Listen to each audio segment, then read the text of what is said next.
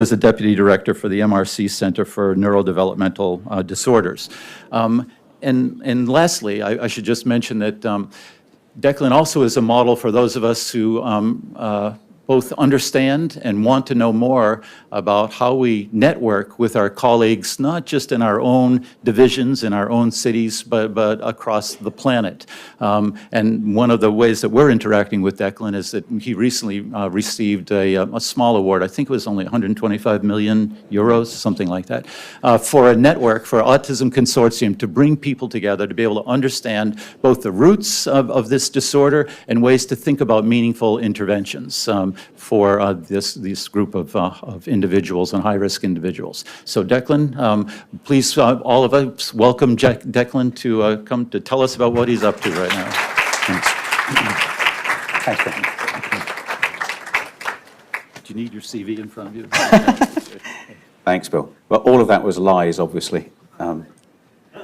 So it's absolutely lovely to be here in New York. I've got family here, and I did my training in the States. And for those of you who are residents, the only tip I can give you is to work in another country. Until Brexit, you might have thought of this country. So I'm showing you this picture just because I get really fed up sitting through talks whenever I'm in America, because you always show me these pictures of these incredible colleges that you work at. You know, this is Stanford, et cetera, et cetera. So I thought, well, you know what, beat that. That's the most beautiful city in the world after New York. And the reason, of course, this was taken at night is so that you can't see the people jumping off the bridge when we heard about the Brexit result. But where I come from is my university is over here, and the population we serve is over here. This is called south of the river, or if you come from London, you say south of the river. So this is what I'm going to talk to you about today. Firstly, I'm going to give you a very brief overview on what King's College is. Then I'm going to say, well, where are we at currently in terms of general psychiatry, in terms of new treatments that we've been able to develop, not at King's, but universally. Then what are the barriers to us making progress? I'll then give you an example of a way we can try and make progress that we've been doing within Europe. That was an original network we ran called EU AIMS. And particularly, I'm going to focus on some biomarker stuff there. And I'm going to show you within that how you have to marry up your desire for perfection with the reality that to work in the real world, you've got to get a little bit dirty. And then we're going to say to you, well, what are the problems with what we did so far, and how we're going to take that forward. So this is where I work. This is King's Health Partners. This is an organization comprising 3 hospitals, 2 physical health hospitals and 1 mental health hospital. We've got 40,000 staff across our 3 hospitals and about 30,000 students. We have a population that we serve of 8 million, and we have about 4.8 million patient contacts per year. And all of those contacts go into our electronic database. And also what we do is we, whenever possible in the clinics, we gain what we call consent for consent, which means C for C, which is that it means that then a researcher is going to run a study. The person's already given consent to be contacted about any studies, and they can just rapidly access the database, which means that the moment we run about 600 clinical trials at one time, wherever possible, bringing through what we're finding in the basic laboratory through into the clinic. And those trials aren't just across psychiatry or neuroscience, those across cancer, etc., just to be clear. So where are we at then in terms of new treatments for psychiatry? Because I know that Columbia is such a world-leading place, I thought I'd better do my homework. So I did a literature review on really the breakthrough treatments which have come out in the last 20 years in terms of pharmacology treatments, which have really impacted very significantly on us and have got a really good evidence base. That's it. So we're not doing terribly well. We really can't say we've got novel treatments which really significantly have benefited our patients much more than we used to. So why is that? There's multiple reasons. Amongst those reasons are that we really don't understand the underpinning mechanisms of the conditions that we work with too well, whether that be a cognitive mechanism or a biological mechanism. The next thing is this, is that we've got to recognize that we have these diagnostic umbrella terms, the syndrome, the disorder, but these are all heterogeneous, and that within those disorders, there's going to be very many different types of phenotype. So for those of you who don't know, this is a Warhol. The take-home picture message here really is these are tins of soup. You'd call them a tin of soup, but within each tin, there's different kinds of soup. So what we've got to be doing is saying, I want chicken soup tonight, or I want tomato soup tonight, and I'm going to aim towards that. That's what we really need to do. The next thing that's happening is that we need to decide, when and what do you target? So here, we're talking about mainly preventative, if we possibly can. And then clearly here, as we intervene earlier, we're going to use very different sorts of interventions than if we intervene further down. And it's likely that as we intervene further down, as the disorders gathered stream, we're going to be really impacting or targeting downstream mechanisms rather than the primary mechanisms. Whereas if we intervene earlier, we're much more likely to be targeting those primary mechanisms. So let's assume now, for the sake of whatever, that we know the mechanism, we've got this target that we've got going in our little ratty, or whatever it is. Now let's try and get that into a trial, okay? Who thinks that trial is going to succeed? Can anyone name me a really good pharmacology trial in psychiatry that's recently succeeded? Right. So why are all these trials failing? They're failing firstly because we don't know really very well the causative mechanisms underpinning these disorders that we all work with. The second thing is that we use what's called an all-comers approach. That means that no matter which phenotype, biophenotype you fit into within the diagnostic umbrella, you're going to be offered the same treatment, which if you think about it is kind of crazy. So we don't target our treatments in an individualized way, except amazingly, people who work within psychodynamic psychotherapies, they are extremely good at thinking holistically about patients, whereas we're less good within neuropsychiatry and biological psychiatry. Placebo effects are another very significant thing, and one of the main drivers of that is this, is that if you come to, say, your institution and you're looking for someone to come into your trial, implicitly you're going to want that person to score at a certain level of a symptom domain, a symptom cluster. And your patients are intelligent people. They know they're going to have to score at a certain level to get into your trial, or their child has to. So they're not going to say, oh no, that never happens to me. Right? Oh, I'm feeling fine today, doctor, thank you very much indeed. Right? They are implicitly, which I mean unconsciously, going to inflate their score. A few weeks after they've entered the trial, they're going to say, how are you doing? Then you've got your placebo effect, because you really can't work out what's the impact of the treatment or the just entering the trial. The next thing, which is not insignificant, is rater inconsistency. And that means you have a different rater at the end of the trial than you did at the beginning of the trial. Not uncommon. The other thing that we lack is objective outcome markers. We quite correctly listen to our patients, but they are maybe not the best interpreter in many occasions of the times of symptoms that they're still experiencing. Even worse, we listen to the parents, or even worse than that, we listen to the schools. And we really lack objective outcome markers. And last but not least, we classically use monotherapies in trials, but of course that's just not the case in our clinical worlds. So how do we make progress? I'm now somewhat bizarrely going to give you a European example. And I'm going to give you an example which comes from within autism. For those of you who are tempted to fall asleep, or who haven't already fallen asleep, relax. This is not going to really help your clinical practice at all, but what I say will be of relevance, I hope, to whatever disorder it is that you're most interested in. So when I'm saying autism, just think what that might mean for what you're dealing with in your own particular interest. So what is autism? Autism is clearly the most important neurodevelopmental disorder there is. It affects about 1% of the population. Males are diagnosed about 4 times more frequently than females. We know that there's a very strong genetic link, and that about 10 to 40% of individuals will have some form of defined genetic alteration, particularly CNVs, which are increasingly, we understand, linked to differences in synaptic function. And I'll come on to that in the next slide.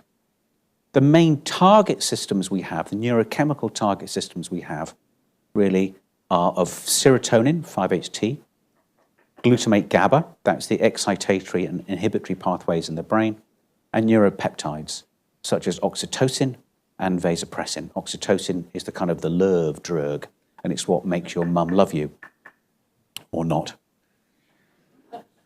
The only treatments we have currently which FDA approved, and not EMA approved, not approved within Europe, are treatments for irritability, and that's risperidone, Risperdal, and Abilify. So the core symptoms essentially are of social deficits and repetitive behaviours. That's really the core symptoms. But here is a main message you need to take home. It's not the core symptoms which often drive disease burden. It's the associated symptoms. And these are the drivers of quality of life. For example, if you have autism, you die approximately on average 20 years younger than if you don't have autism. Now, the main driver of that, if you have autism and intellectual disability, is epilepsy. Whereas if you have autism and no intellectual disability, it's suicide.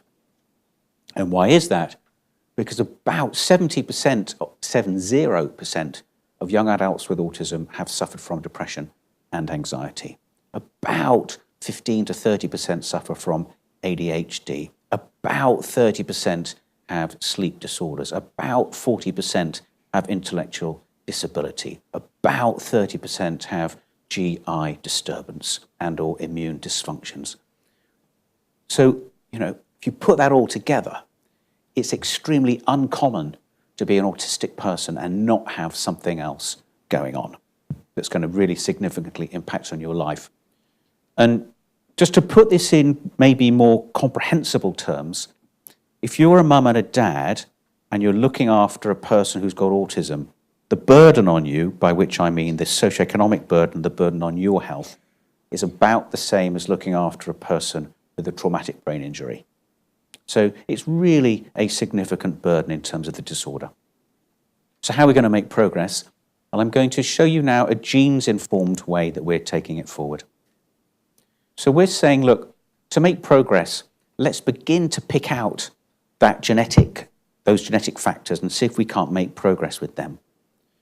And the CNVs that are most implicated in autism really impact mainly on 3 subclasses, broad subclasses of affected genes, impacting on synapse. So transcriptional regulation, synaptic scaffolding and structuring, and translation-dependent synaptic signaling. And the main kind of ways we think now this is working is that you have your genetic variants over here, your risk variants. These have a downstream impact on the molecular pathways, which then have a downstream impact on biological pathways, circuits in other words. And then this leads to the behavioral phenotype of autism, modified, of course, along the way by environment and other factors. But the key take-home message there is there's not one autism. There are many routes into autism, and therefore there are likely to be many routes out of autism in terms of the treatments. So how are we going to unpick that? Well, what's happened in Europe was that there was a thing called Horizon 2020. And that's when the European Commission decided that they wanted to turn Europe into a sunrise economy as opposed to a sunset economy, mainly based around science research. And so they put 80 billion into what's called Horizon 2020 for the scientific research agenda for the European Union, of which about 2 billion went into this thing called the Innovative Medicines Initiative, which brings together academia and industry specifically to discover and test new treatments and to understand the biology of mental health disorders and physical health disorders. So about 5 years ago, we were successful in our first application to this funding stream. And we said, look, to make progress, we've got to bring industry together with academics and charities together with academics. But more importantly, we need to bring the basic neuroscientists and animal modelers together with the clinician scientists. And so what happens is, so that I would hold the budget so that we can then bring along these separate silos of research working together, so that in as real time as we possibly can, we get the work from animal models impacting on clinical research and vice versa. So for those of you who are residents, what you need to be aware of is this, that currently, say Jay would find something really terrific in a rodent model. He'd then publish that, and then others would try and replicate it. By the time Jay's done his work, published it, it's got replicated, that's about 10 or 15 years or so. And then it would then be coming into the clinical sphere. So we've really got to be able to break down those barriers to make much more rapid progress. So this is the way we did it then. We designed an accelerated longitudinal cohort. This is called LEAP, and that's between the ages of 6 and 30. We also have an infants at risk cohort. The reason for that is that if you are a mother and you've already had a child with autism, your chances of your next child having autism are about 30%, being on the spectrum approximately. So we felt we could learn a lot about risk factors from those infants that went on to develop autism and about protective factors from those infants that did not go on to develop autism. We also have another cohort. This is in Iceland. I don't know if you know that if you're in Iceland, they've got your genome. So everyone in Iceland is genotyped. And what this allowed us to do was to go into the Icelandic population and map on that genetic variation to their biological variation by imaging and EEG. And also we examined some groups of individuals with specific synaptic deficits. But this was married to work going on at the same time in rodents, in which we try and model what's going on in the human and the rodent. And we also ask what's going on in the rodent and our cellular assays, are we able to recapitulate those in our humans? With the idea, of course, being, that we should be then able to define more biologically homogeneous subgroups. So what happens? I'm now going to talk to you about the clinical studies. These individuals come in, they spend about 2 days with us. We deep phenotype them. We get measures of cognition, electrophys, brain imaging, genetics, etc., etc. And we've now, this is when we launched, and this is where we're about up to now. We now have about 1,000 individuals in the study. They were seen at what we call wave 1. They've subsequently been seen at what we call wave 2. And they'll now be coming in a year and a half or so for wave 3, so that we're following them up. So what are we doing with this group of individuals? I'm now going to give you some very broad brush stroke overviews on the progress we've been making and the difficulties that we've been encountering. So our first approach was to say, well, there are these things called CNVs. They increase your risk for developing autism and psychosis and intellectual disability, for example. What makes them more common? Why are you more likely to have one of these deleterious mutations? Then we say, well, how do these deleterious mutations impact on brain in the Icelandic and the general population in non-patient groups? And then we say, well, how does that relate then to what we're able to discover about the biology of individuals with a disorder? And can we work with the regulators to accept these as biomarkers for either stratifying our populations or for use in trials? And as a background to this, I have to say to you residents, if you'd have told me 5 years ago that I'd be saying to you now, it's great working with the regulators, I'd have got you to get me hospitalized, okay? I would have had no interest in it whatsoever. I would have had an allergic reaction to the mere thought of it. But I have to tell you, it's been fantastic. And they're really important because if you take on board their advice and you conduct the experiments in a way the FDA or the EMA approves of, it means your compounds or approaches can go into trial virtually immediately. And it really breaks down the barriers.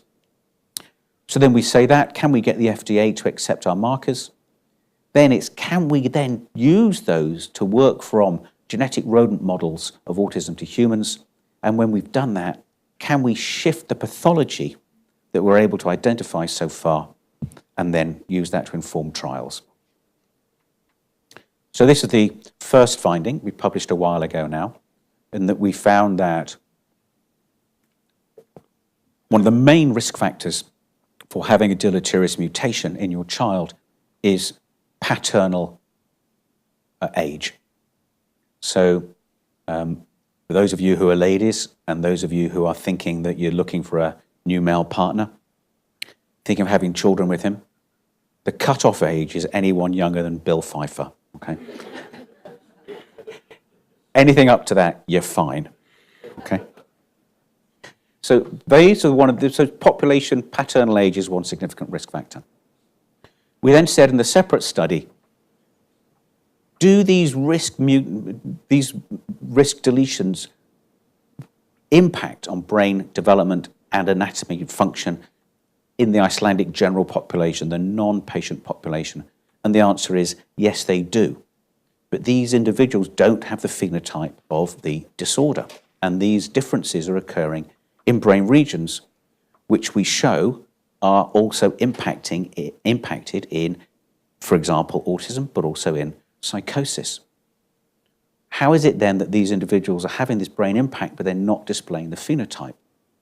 The answer to that is A, we don't know, but B, we think it's about the subtype of brain volumetric differences and also their combination with brain functional differences and neurochemical differences. So in this work here, Christine has now been able to reliably replicate brain imaging, structural brain imaging phenotype, which discriminates very well between individuals with autism and neurotypical controls, and also between people with autism and other individuals with other neurodevelopmental disorders. So she's been able to do that now and replicate it in a number of samples. We have another paper now coming out next week. Not next week, in about next month, in which we've now replicated that across the world in about 5 different databases. So that's brain regional structural anatomical differences which relate to the symptom profile. But that's really a little bit last century, because although that may be a prognostic biomarker, in other words, it might tell you where you're going to be in 5 years' time, say, or how that symptom cluster might develop, it's unlikely to be of use in a clinical trial in terms of being a predictive biomarker. We also find the same thing when we look at brain wiring, anatomical wiring. This particular example, we're now able to replicate on a number of occasions how differences in, say, anatomical connectivity of language regions relates to differences in language function within autism. The same for some cerebellar structures, etc.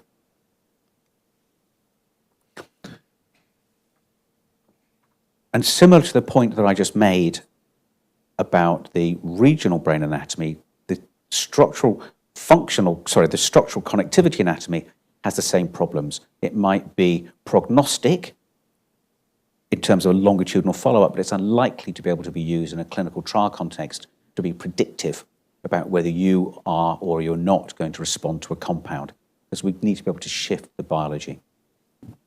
So how can we do that? We need something replicable that's about brain function. And what we've now just published is the first resting state fMRI studies showing that we can get consistent alterations in functional connectivity that we can replicate across 4 different cohorts across the world in a cohort of about 2,000 individuals. And again, this related to variation in clinical phenotype. Moreover, we've now got this early data showing that we find these same differences both in infants who are at risk of developing autism, but also in fetuses in the last trimester of pregnancy who are at risk of developing autism. So what we've then done is that this is where the regulator bit comes in. It's all very well and good me showing you a show and tell, right? Oh, we get these significant between group differences, doesn't this look funky, etc. The real question is, are the regulators going to accept this, A, and B, can we actually make this useful to mankind? Can we use this to really inform treatments or treatment design?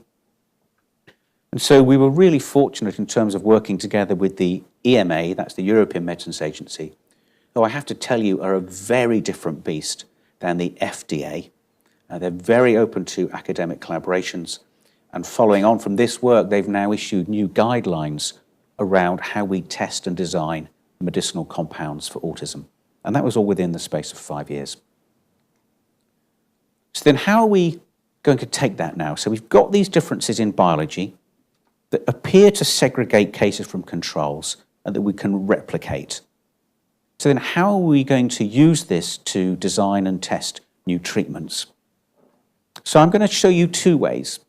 Firstly, we're going to start perfect, and kind of the way that Jay and I would automatically think of, which is you do your rodent experiment, you get your fantastic paper, you get your basic biological difference, but then the kind of wheels start spinning because you've got this rat or this mouse, but now you need to get it into a human and you need to really impact in the clinic. And so then we've really got to get pragmatic, get our hands dirty and move away from that elegance into the real world. So we need to combine the two. And that means this. Jay, I know, doesn't drive a Ferrari yet. But the story is this. Don't bet the house on the Ferrari. Bet your house on the European donkey, okay? Because the most rapid approach is going to come through the dirty approach. And I'll show you what I mean by that in a second. By when I say dirty, I want to make sure I'm talking about repurposing compounds that are available. Nothing like Dirty Dancing or anything dastardly like that. So this is our perfect approach. We said, let's take one of these CNV candidates implicated in autism. Let's see if we can't work out a basic biological difference that's present in this rodent model and to see if we can't reverse that.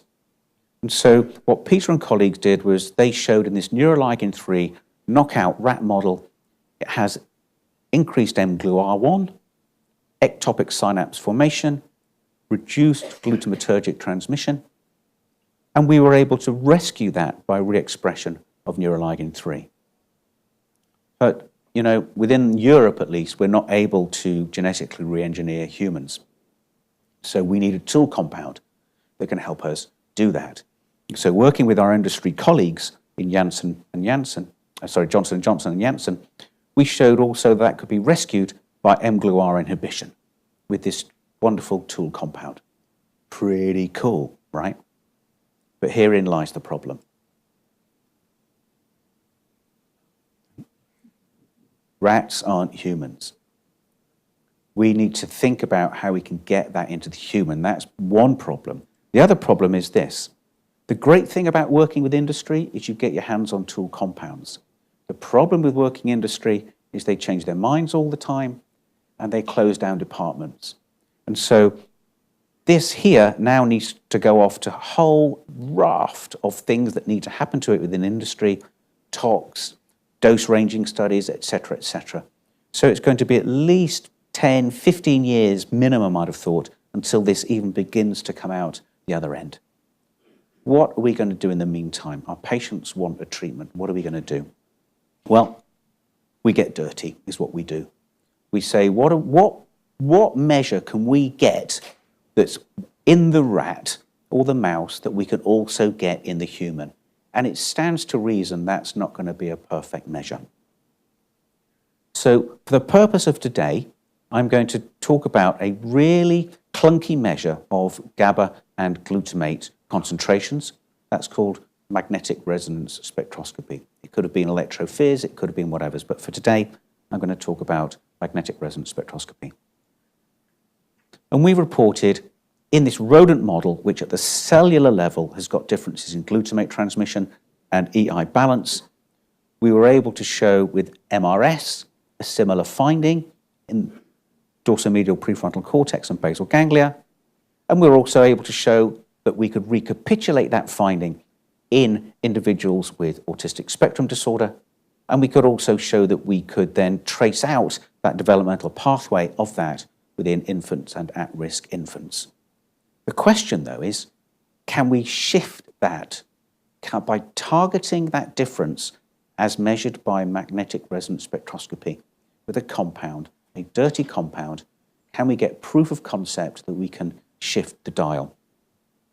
So we deliberately set out to take an imperfect approach and used a medication which we know impacts on both the glutamatergic and the GABAergic ends of the spectrum. Because we didn't know which was going to be more important, though we suspected the glutamatergic.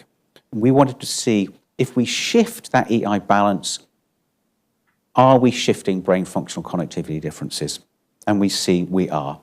We do not abolish all case control functional connectivity differences, but we abolish a significant number of them. And that was mainly associated with us increasing GABA, by impacting on GABA and less on us impacting through glutamate using this dirty compound. I'm now going to leave that to the side for the second, because I'm going to pick up on this later on and then say, how can we get that into a trial? I'm now going to say, what other processes can we look at that may be informative in addition to, or this might be impacting upon, in addition to that resting functional connectivity.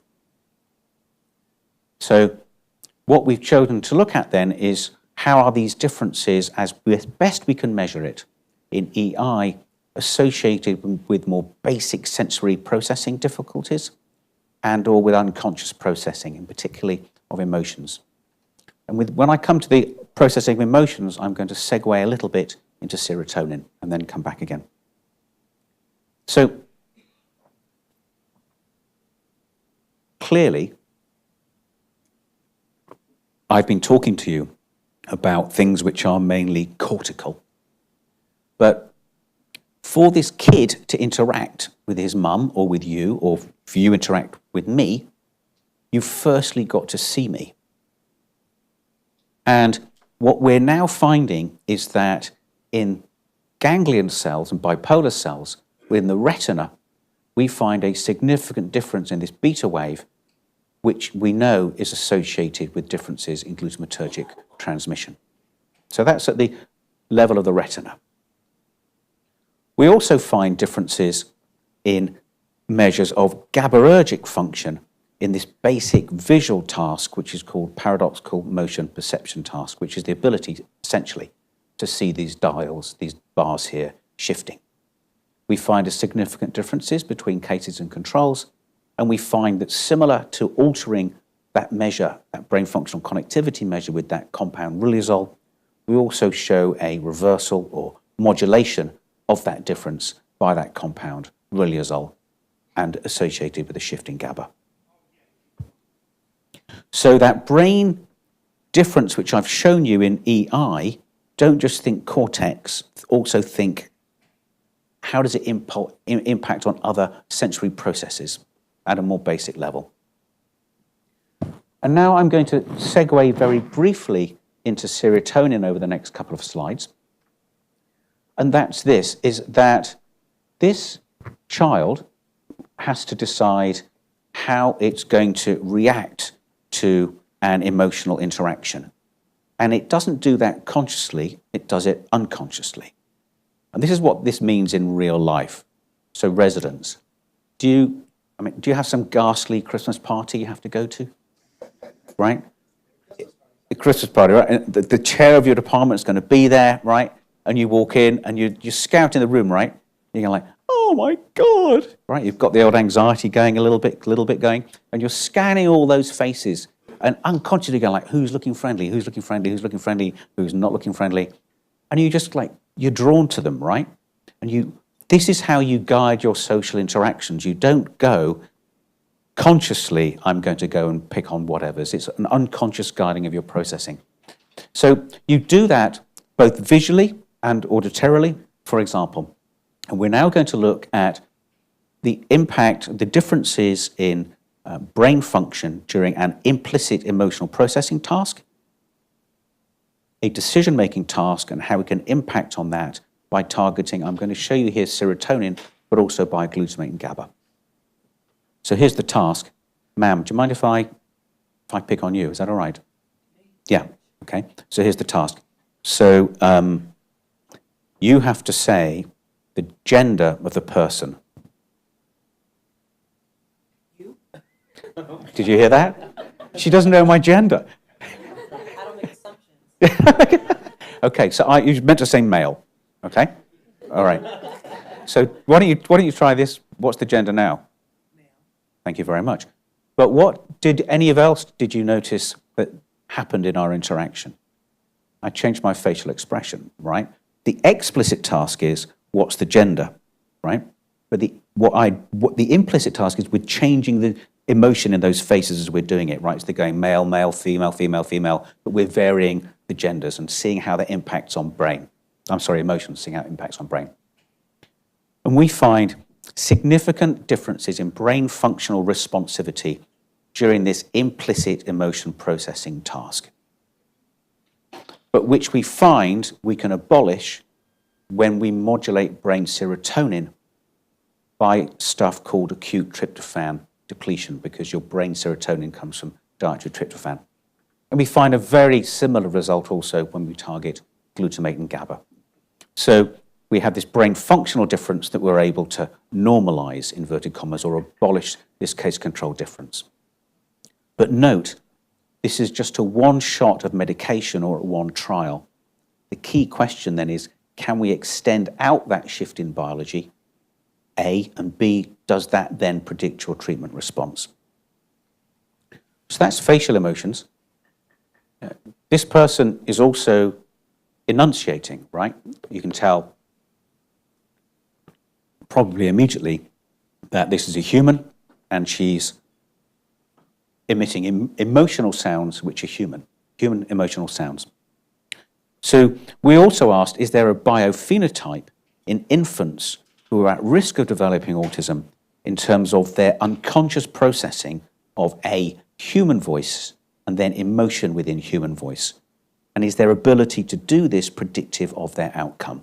And this is the actual experiment. So we take this little sleeping baby, we pop him or her in the scanner, and then we play them a variety of sounds, and those sounds might be something like this. That clearly would be a non-human sound. Or it would be something like this, and that's a human sound. Within those human sounds, we'd then have something like, oh, oh, which I promise you is a positive human sound. Or it would be like this, and that would be a negative human sound in London, okay? Actually, I should say that's a typical London sound. We don't get many of the warm ones. So what did we find? We found, well, actually, let's just do this. So, residents, hold your hands up. Who are the residents here? Right. So now you're going to see why research is so easy, right? And why you don't really need to get grants. Do you think that if you're an infant at risk for developing autism, you are more responsive to human sounds, or are you more responsive to non-human sounds? In other words, do brain sound, human sound, activate your brain very much as compared to others? What do you think? Shaking your heads, shaking your heads. Sir, what do you think? No? Okay, you're equivocating? No. Every good psychiatrist equivocates, okay? Because there's never a right answer. So, the answer is this, that those infants who are at risk of developing autism were significantly more responsive to non-human sounds than to human sounds, as compared to neurotypical non-high-risk infants. and that once you got within emotions, once they were registering human emotion, they were less responsive than were non-high-risk infants. So A, they didn't detect the human as well or as much, even when asleep, and B, they didn't pick up on emotion even when they picked up on human as much. Yeah. What is the distinction that there is between precognitive and unconscious perception? I don't know the right answer to that. What do you think? I don't know. Some of the people that do research, like Dan Javin, Yeah. will say that in the perceptual abnormalities that are reflected by fMRI or by electrophysiological means, in terms of what we're overweight or 300 this much negativity, that the deficit is not necessarily an interpretation of the sound, it's simply actually sensory perception. Oh, yeah, absolutely. That might well be true, except that all these kids we've given hearing tests to, and we've got no difference in auditory function. But don't forget, what I've showed you is they do have differences in their retinal function, right? But this is an auditory process. Okay, so what have I told you so far? Wake up time now, and then you can fall asleep again, because there's going to be a summary slide towards the end, okay? So, summary, what we've done so far, we've identified some, but not all, of the biological associates of autism, and importantly, we've replicated those findings. We've identified some of the mechanisms which likely underpin those, but not all of them at all, by any stretch of the imagination. We've got proof of concept, but no more than proof of concept, that we can shift that biology, and we can do that in both rodents and man, both by genetic re-engineering and by using novel tool compounds, but most importantly, probably, by using repurposed medications. The main interventions I've talked to you about so far today are mainly around the EI balance we've been using. I gave you one slide on serotonin, and we're also examining the cannabinoid system, which I'm not going to present today. And last but not least, the EU has now, based on this, changed their drug development policy about how we should go about using and discovering biomarkers and using them in trials. So where does this take us? Well, what this took us to was this. It took us to, we need to think about what we've done wrong so far. And I promise you, this is a difficult process because everybody loves the picture of their own baby, right? I actually had to look at all my own babies and go, that's an ugly one. Or, you know, I really got to change the way we do this thing going forward. And so we had to go back to the EU with another grant application. And the difference this time was that the EU allowed us to bring in charity partners and not just industry partners. And that's been transformational for us because it allowed us to make decisions far more quickly. The way we did this was we said, well, what were we doing wrong? What weren't we doing enough of? Well, we were carrying out infant work and we were carrying out some proof of concept studies in the fetuses, but we weren't carrying out enough studies in the fetuses. And I'll come on to tell you how we're going to do that in a couple of slides' time. We also had this population between the ages of 6 and 30 where we didn't have preschoolers. So we had a gap between age 3 and age 6. So we clearly need to introduce another cohort of preschoolers in this age group. The other things that we'd done, although we included individuals with intellectual disability, we'd excluded people with epilepsy, which I think was right at the time because we wanted to make sure we got our biomarkers right, but it really neglected a significant question within people with autism. So we're now deliberately going to be studying the mechanisms underpinning epilepsy, and also, I should say, depression and anxiety. We're having Neurexin-1 cohorts and Shank-3 cohorts to increase the numbers there. The other thing we did wrong was that we mainly studied adult rodents. We didn't take a developmental perspective to our rodent work, and we really need to do that. The other thing that we didn't do was we wanted and now need to take a precision medicine approach. But what I've described to you so far is a classical kind of show and tell on case control differences. The real question is, how do we target the individual? How do we begin to use individualized medicines approaches? And then how do we test those? So we thought that we were doing pretty well at discovery, but not nearly well enough at validation. And when I say this to you in my next slide, I want to drill into you, if that's okay, residents. Forget about case control differences. People like I and Jay and others were trained on them, and we still love them. We can't get away from them. But they're not actually always that informative. And this is, I'll give you one simple example. So this is a spatial working memory task up here. We're getting a case control difference there of 10 to the minus 8. Now, a good p-value, when I was at work at NIH, one of my Irish colleagues used to say, Jesus, Declan, you've got a p for published there, if I had a p of 0.05, all right? It was like, yeah, into biological psychiatry or wherever, right? They'll take a p as 0.05. But that tells you nothing, right? The question is, A, what's the effect size? And B, what's going on in the differences, right? So we have here 10 to the minus 8. That is the sort of p-value that when I was NIH, I'd have done all sorts of illegal things with you or to you to get you to give to me, okay? This would have made my life complete. But what a fool am I? Because A, the effect size isn't that great, and B, when you look here, for example, this is just the distribution of the data. Only about a third of the individuals are more than 2 standard deviations from the mean. So in other words, in a regular clinical practice, 70% of these individuals are not going to be scoring as abnormal in whatever task you give them, approximately. So we need to be able to use much better clustering techniques, A, identify subgroups of individuals, and B, relate that back to the biology. Now, the other thing that we didn't do well enough, I don't think, in terms of our work, I said to you we had done the fetal and the infant, but we hadn't paid enough attention, I don't think, to the impact of the environment or the interaction between the environment and the genome. And so we're now really beginning to think about how we do that better, particularly during fetal time points.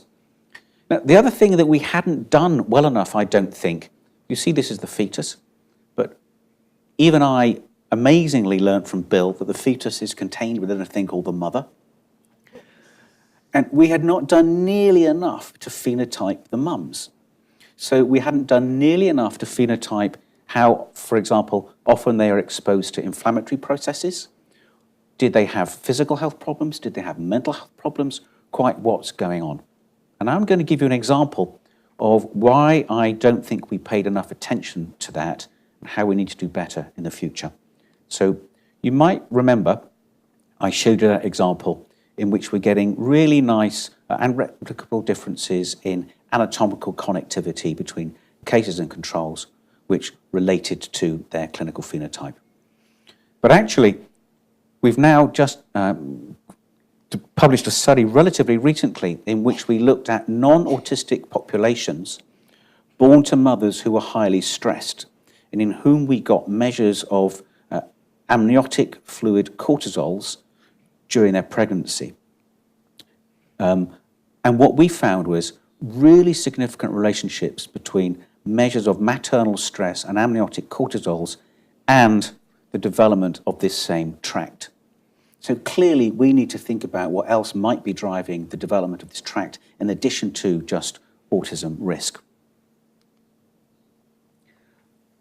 And now, the next part I'm going to tell you about, I want to tell you very straightforwardly, has to come with a government health warning, as we say in the United Kingdom. The reason for this is that we are, in this next study, looking at the impact of maternal mental health on infant brain development. And we've got to be really careful here for a number of reasons. A, this is a preliminary study and we haven't yet replicated it. B, we have got a terrible history within psychiatry, specifically within developmental psychiatry, in blaming mums for having a child with autism. The residents might not be aware, there's a thing called the refrigerator mum theory, which was prevalent until relatively recently, so that mums were told their baby had autism because they were too refrigerator-like. So with all those caveats, we need to think very carefully and clearly about what we're finding and be very careful how we frame our message. But nonetheless, this may give us a way to intervene at a population level to impact on risk of that child developing something. So you might recall I told you about how this infant at risk for developing autism had differences in its brain responsivity to human sounds and emotional sounds, right? So this is in a non-autistic population, in a neurotypical population. We're finding a significant association between brain responsivity in social brain areas to positive and negative emotions in infants born to depressed mums. In other words, if you're born to a depressed mum, you are far less reactive to positive emotions and much more reactive to negative emotions. This says to me that, firstly, to stress again, we need to be careful, but it also says to me that if we're right and we can replicate this and find a way to work with these mothers in a non-blame way, this may be a way that we can mitigate or modulate outcome of infants by targeting depressive symptoms and anxiety or stress symptoms during pregnancy. The other thing that we did was we collaborated pretty well, particularly with China and Australia, but not so well with the USA other than in an informal way. But that's now cured because there's this person called Bill Pfeiffer. You might not have heard of him. He's one of these old geezers who's going to be giving risk CNVs. He works over here at Columbia. But what he did was he set up this amazing study in South Africa called the PASS study, and Safe Passage study rather. And we are going to be working with Bill to examine all the children in that study in whom Bill has measures of exposures to infections and drug and alcohol abuse by the mothers during pregnancy. And we're now going to be bringing in that population of about 7,000 children and behaviorally phenotyping them and relating our findings back to what it is that Bill was doing in terms of his electrophysiology and measures of maternal inflammation, etc. The next thing that we're doing is we are now going to be carrying out clinical trials. And we are going about this in a slightly different way, in the sense that we are firstly collaborating with international networks, for example, the PON network in Canada. And secondly, we are trying to use compounds in which we can show proof of concept we've shifted the dial on biology before we go into the study. So you might remember, I showed you this from this very non-specific, somewhat coarse approach using the repurposed medication called Riluzole. And we were shifting GABA mainly. So then how is it we can better shift GABA? Is there a more specific way that we can shift it? Well, the first question then is, well, what receptor subtype should you go for, A or B, very simplistically put. So we thought, well, there's a good story behind GABA-A. Let's see, from the rodent work and from the genetic work, let's see if we can't find evidence that individuals with autism have got differences in GABA-A receptor binding. And we found a negative study. And that's important because we made sure that we carried out that study at two different centres, one in London and one at the Karolinska. And we also carried out that same study in different rodent models. And we found in none of the rodent models and in none of the human populations was there a difference in GABA-A. But there was a difference in GABAergic function. So then that makes us say, well, let's not go down the A route to begin with, let's go down the B route. Now, the B route contains this compound called arbaclofen. Now, that compound has failed in previous studies. Now, the question then is, why has it failed? Has it failed because A, it's just no good, it's not biologically effective, or did it fail because of trial design, or did it fail because the right subgroups weren't targeted? So we thought, well, let's see if we can begin to address that and work out firstly what dose we should be giving. In that trial, the predominant dose was 15 milligrams that was given. But we see here, in people with autism, relatively little shift in that GABA signal when we give them 15 milligrams. However, when we give them 30 milligrams, we're seeing a nice, robust drug response. So if you've forgotten everything I've told you about case control differences, you'd think, wow, let's go with 30, right? Which is kind of what I thought to begin with. But then the real question is, what does the individual level data look like? And that's what it looks like, right? Even if we go at 30, there's still going to be a significant proportion of people who aren't going to be responders. And likewise, if we go at 15, there'll be some people who are responders in terms of shifting that GABA. So then the question now is, how do we run that trial? And what markers can we use to phenotype you as you come into the trial? What sort of electrophysiologic or brain imaging measure do we use? Yeah, that was Jeremy's trial, actually. Yeah. That was the Seaside Therapeutics trial. So what we're now doing is we're launching this trial across Europe. We're collaborating with our colleagues in Canada, and we're actually using electrophysiology response at baseline to determine what's going to happen. We're investigating whether that is going to be a predictive biomarker within the context of the trial. Our hypothesis is the overall trial will fail, but that there will be subgroups of individuals who were responders, and they will be identified by their biosignature in terms of their shift in biology at entry to the one dose of medication. Does that make sense to you all? Okay. So, residents, you can now wake up again, just so that you know what to put on your sheets. Here's the summary. Last 3 slides, nearly home and dry. If you've got to remember 3 things, these are the 3 things. We're all dealing with heterogeneous disorders. No matter what disorder you're looking at, you've got to aim for the tin of soup that you need, because we need to be having personalized medicines approaches. Trials using all-comers approaches are likely to fail, and you're likely to fail in your clinic.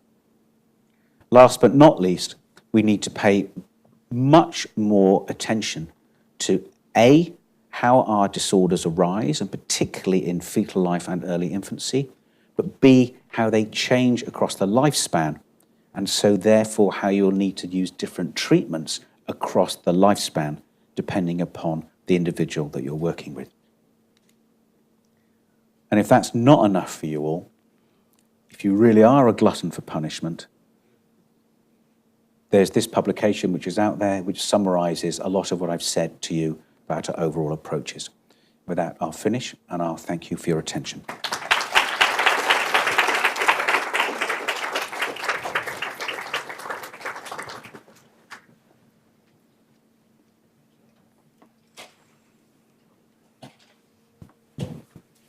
We're ready for, we'd be ready for questions if I could make this work. Questions? Declan? Thank you for that amazing talk. I really wish we would have actually met after this. So the one little disconnect, first of all, this is amazing and super ambitious, but the one little disconnect that I found was that while you're emphasizing this really important role of early development and biomarkers prior to the development of the disease, the main treatment modalities that you're exploring are drugs.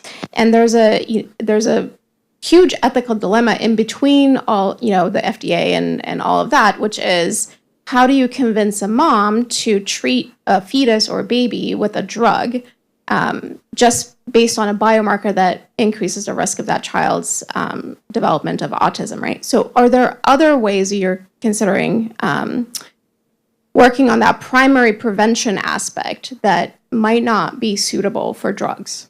Yeah, sure.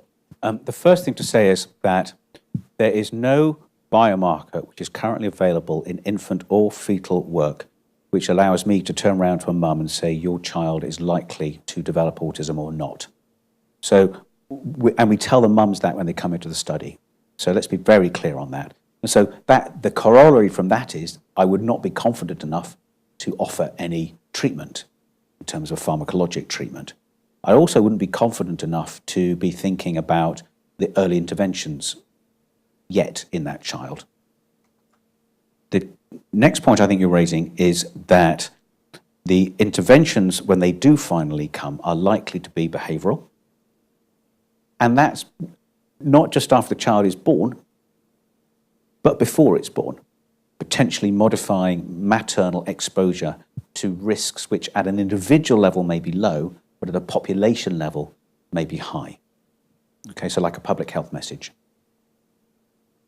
The last part of your question is the targets for most treatments are older individuals, and that's absolutely true. And so our clinical trials that we're running, we're also running trials in children and in adults. So we're trying to cover the piece there. Does that make sense to you? Okay.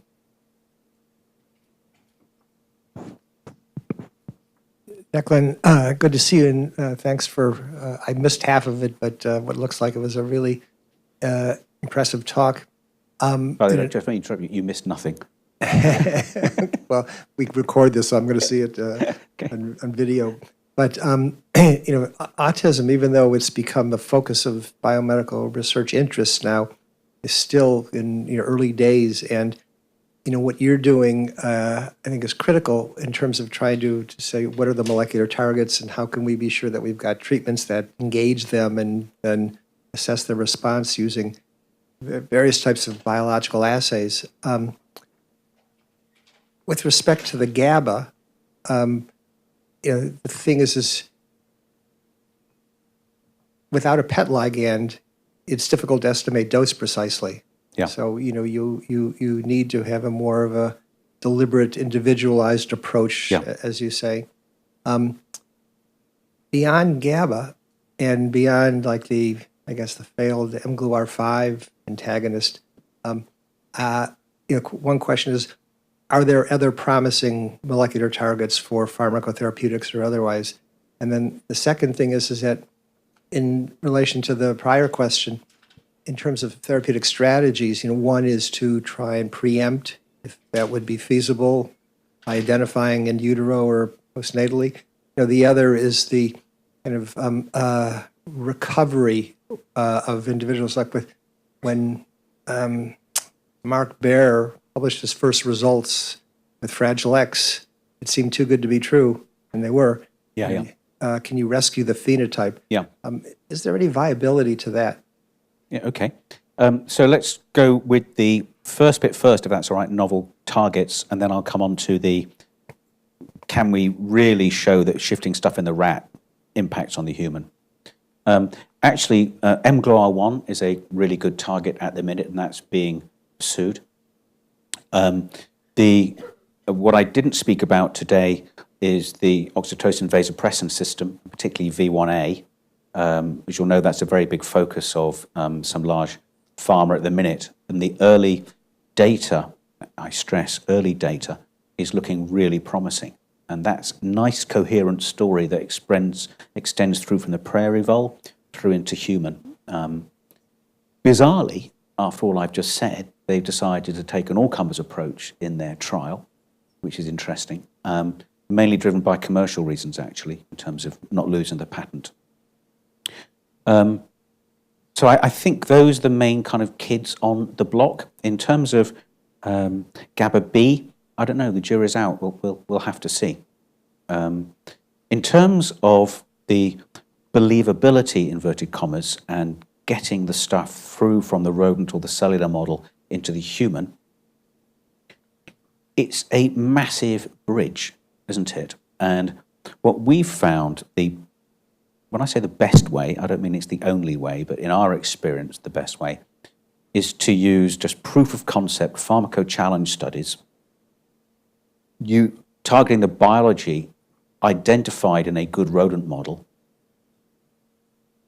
see if we can recapitulate that in the idiopathic human, see if we can reverse that biology, normally functional biology, with one shot. And then if we can, and this is what we haven't done, but we need to do, is to say, okay, we've modulated it to one shot. you need to extend that out to the period of a trial of about 4 weeks. I mean, the failure of animal models to predict efficacy in humans has got plenty of company, unfortunately. My question wasn't so much directed at that as, what the bear data suggested is that you could take adults with Fragile X and you could restore them. Yeah. So if you take adults with autism Yeah. and you have a really effective treatment, is that just fantasy or is it I think feasible? I think it's fantasy, just because you're so far down the line, and there's been so many modulatory pathways that have been impacted upon since that time. You're really talking about a symptomatic treatment at this end, rather than a well-targeted mechanism that you'd be talking about at this end. But when I say that, it doesn't mean that you can't be transformative. So, for example, if you can come up with a much better treatment for depression or anxiety within autism, that's transformational, right? Because reducing risk of suicide. Likewise for epilepsy, right? Or if you can find an overall cognitive enhancer, those individuals who've got an intellectual disability, then I think you can really reverse, inverted commas, part of the phenotype. I'm going to say one more thing. Firstly, because I just love the sound of my own voice. And secondly, it's mildly important. And that is that what we've found is that we just cannot predict the brain responsivity of autistic individuals to our pharmacoprobe from the neurotypical population. It's just totally different. And so I'm completely convinced that the responsivity of individuals with autism, or whatever disorder it is that you're dealing with, to say classical antidepressants, is absolutely not going to be the same as an individual who doesn't have autism or whatever disorder it is that you're working with. We've really got to have much better focused trials on those specific questions. Yeah. This person to your left. I just want to push a couple of the wonderfully interesting observations that you've made. Having made it clear why it's so hard to study some of these, and some of your wonderful comments about how the approaches are likely to be behavioral, and that they, as in the past, the treatments that have been individualized have been more psychotherapeutic than pharmacologic. Why wouldn't you, if you think of responsivity to human versus non-human sounds as a biomarker, why wouldn't you say, especially with the kind of humility that you approach this with, and caveats and so forth, to a parent with a child who seems to, where a parent reports this, or teach pediatricians about this, any practical application that you want, say, look, it might, I can't say that your child's going to have problems, but what you've observed is a reasonable an unusual and individualized response your infant seems to have. Why not focus more on sounds and interaction and sort of hype it up versus vis-a-vis ways you've approached other kids? Why not take some of this forward in a modest and individualized way? Yeah. So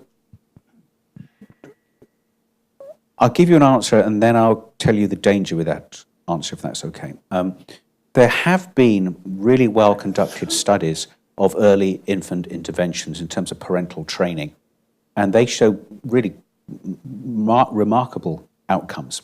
I'm not an expert in those kinds of trials. My concern is how you then introduce those trials into a regular clinical setting, and how confident I could be to advise an individual mother what sorts of interactions that she may have that she may wish to consider altering. And also, I'm not sure which is primary and which is secondary, right? Is she intervening or interacting differently because her baby is unusual? The baby's kind of like the canary in the mine, right? And so all we've got here is an observational study. This doesn't tell us which comes first, right? So I hope that answers. Yeah. While we're waiting, I have a question. Declan, you had that really nice slide about the comorbidities, especially early on, in this very just impressive and unique group of people you brought together. Are any folks aiming at some of the symptoms you talked about early on. For example, you talked about sleep disorders and GI-related disorders. In your interventions, I would assume that also will be something that people will be targeting. Again, as you said, just not one thing, but probably you'll be targeting at least a few of these phenotypes at the same time. So the question was really, we're talking about core symptoms. What about the associated symptoms? Which I think actually are the lowest hanging fruit in which we can actually improve morbidity in markedly. The difficulties we have here, frankly, are political and funding structures. So that funding bodies much more want interventions based around core symptoms than associated symptoms.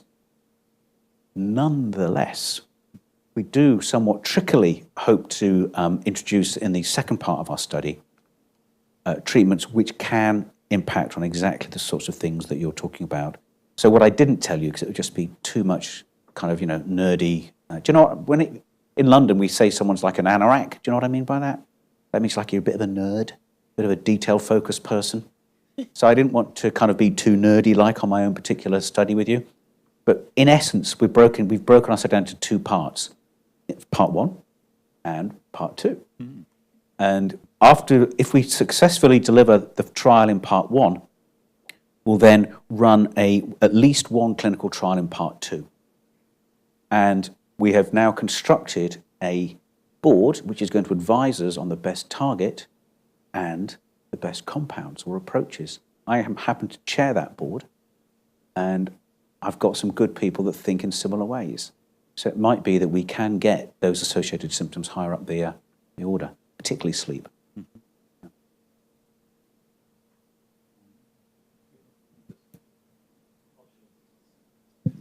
A question to follow up on that, and then I'm going to try to draw you out a little bit. In terms of the drug development, apart from PET, ligands, we're kind of limited in terms of the precision, of more indirect measures, whether it's electrophysiologic or MRI-based, in terms of defining, not just whether the drug gets in the brain, but it acts at the intended sort of destination and produces an effect in a dose-dependent fashion. So most of the things we're using are indirect measures. Yeah. And, question is how much confidence can we place on that? Or better yet, can we really pitch them without, overstating it to funders in that regard? And the second, I'll hold on. I think the answer to that is yes. You can overpitch it. And yes, there are very significant problems with what you do, because whatever you do in a human is not at the molecular level, right? But nonetheless, you have a putative neural circuit, say, let's call it social communication circuit, social brain, which you've shown is significantly associated with the presence and severity of the symptom cluster you have, right? It's a reasonable assumption that a compound X, which impacts on that neural circuit, versus compound B, which does not, this first compound is more likely to be effective than the other compound. Doesn't mean it will be, but it's more likely to be. So I'd use that as a screener for whether I'd take that on to the next stage of development. Yeah, but that's true, and I think that's a plausible rationale. However, you were demonstrating the effects of arbaclofen, and you were looking at riluzole, so glutamate and GABA. And if beyond just the functional effect of the compound in this circuit, you want to look at, does it alter the concentrations of these? Why hasn't spectroscopy, been involved and utilized more? Is it a limitation in the technology, or because it's a very clunky procedure. You're talking about something about 2 by 4 centimeters, so it's not exact, and you don't know that GABA signal I'm giving you is a very large chunk of tissue, and you don't know where that signal's coming from. So it's a pretty crude measure. But it's no worse in that sense than many other measures. What I'm becoming increasingly fond of are actually some of the visual measures, so retinal electrophysiology, for example, and some of the sort of primary visual cortical GABAergic probes that you can do, because they're so straightforward and can be done in most clinical settings. And there's a really good basic mechanism understood that underpins that, particularly when I say ganglion cells. And the more dicey question is, so it was a period that I think is waning a little bit about there being secular factors causing an epidemic of autism in the U.S., which, is not totally resolved, but, it's not as feverish a concern at this point. Are you experiencing a similar thing in the UK? And what is your view on whether there is a rise in the population frequency due to secular or other factors? Yes, I think there's a rise in population frequency, and I think that's most likely explained by differences in diagnostic practice and awareness within the community and people bringing their children forward as opposed to a real inverted increase. That's my main answer. But if we really do think that things like inflammatory processes are crucial, it's clear, isn't it, that whilst we've got hold of, are improving some of those issues, say around infection, we're doing markedly badly around other things such as diabetes, physical health, and all those sorts of things. So it might be that on a population level, risk for all neuropsychiatric disorders with a neurodevelopmental basis is going to be significantly increased. Potentially. I'm not saying that's the case, but potentially. Paternal age. Yeah, I keep telling that to my wife.